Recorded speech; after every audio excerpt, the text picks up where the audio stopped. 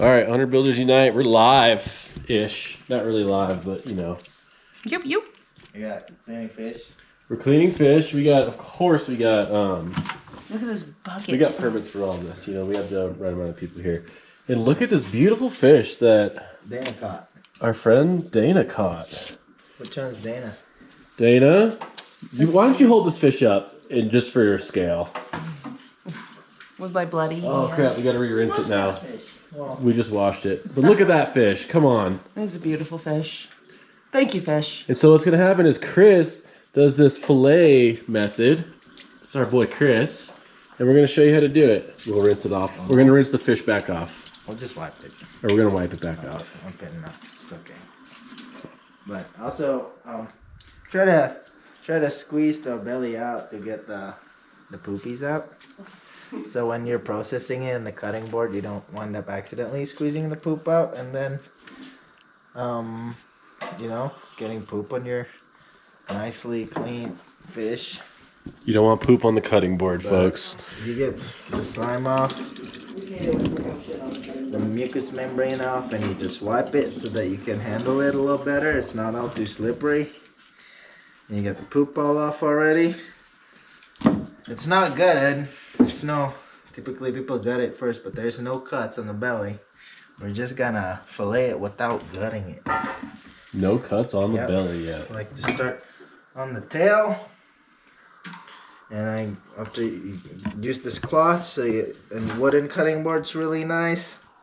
So when I press the tail with the cloth, it just like you can really get a grip on it, and it's not gonna move around. Make a slight cut like this.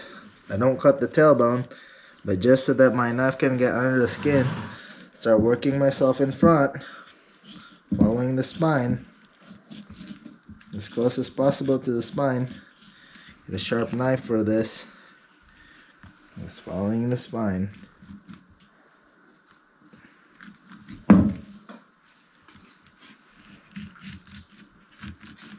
All the way up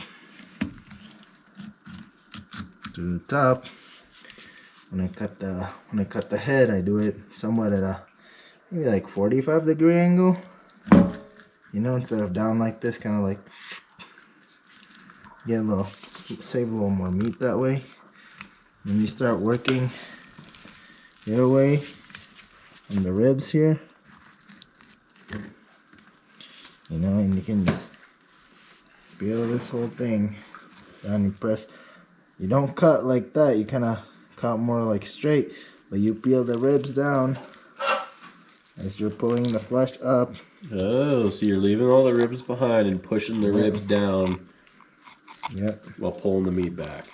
Yep. And the guts should also just stay right there. And then on this part, I cut it following the collarbone in front. So you get a whiny dog. Oh, and there's all the guts. Thing. Yep. The guts is still there. Beautiful. Finish this. And I'm trying to make sure I stay on this side of the dorsal fin and all the other fins, because there's this series of bones here you don't want to get in your fillet. The intestine here, I can usually just like really quick push the whatever's left of the poop back right there, and then I can sever the intestine and whatever's in there. You can kind of like see it, you know, like where the poop is, so it doesn't end up in your meat. And then we can flip it around. Ooh, we're doing the flip. That's awesome. And when I'm cutting it, I like to get the fish very close to the edge of the cutting board, because what happens is, if you're like on a flat table or something, you also do it like to do it on the edge of the table. When you get if you do it on the side, this part of your finger is not gonna bump the tables, and you're not gonna end up having to cut like this.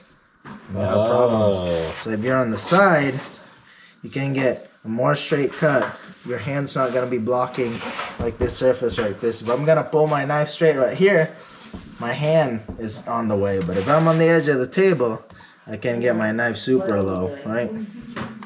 That's what I do on the other side.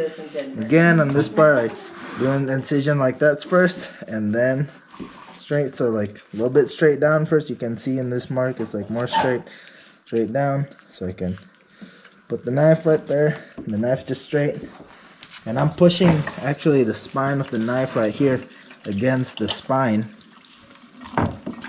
and letting the knife do the rest of the work.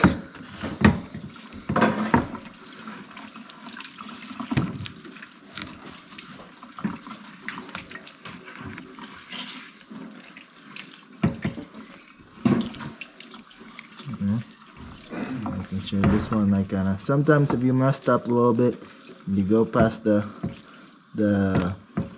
bone, you can correct yourself by tucking the knife under closer to the spine, and you know, like I did. And then it should be, let's check, it's a little bit of bone right there. Correct myself again right there. There we go. But if you do it right and you didn't hit that bone, it should just be very close to the spine already. Again, slanted on the head.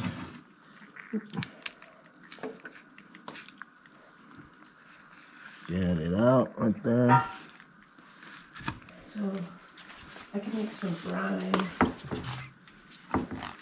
Just glide your knife across the spine.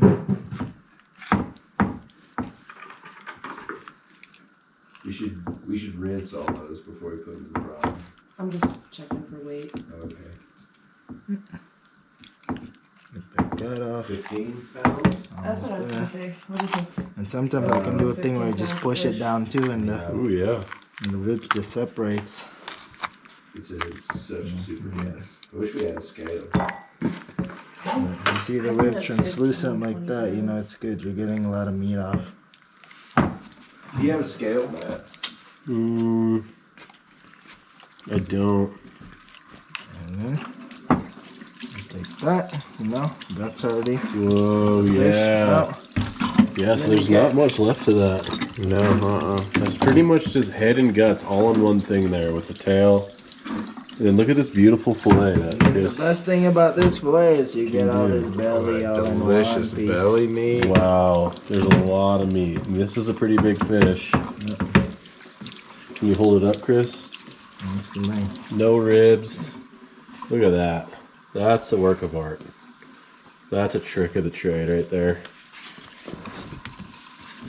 That's Chris's technique. But Dude. after that, you can just sprinkle it with some salt on top, put it on the fridge, open face like that. Don't put it in a container, and the outside will be dry. So when you're frying it, like face down first, you can get that.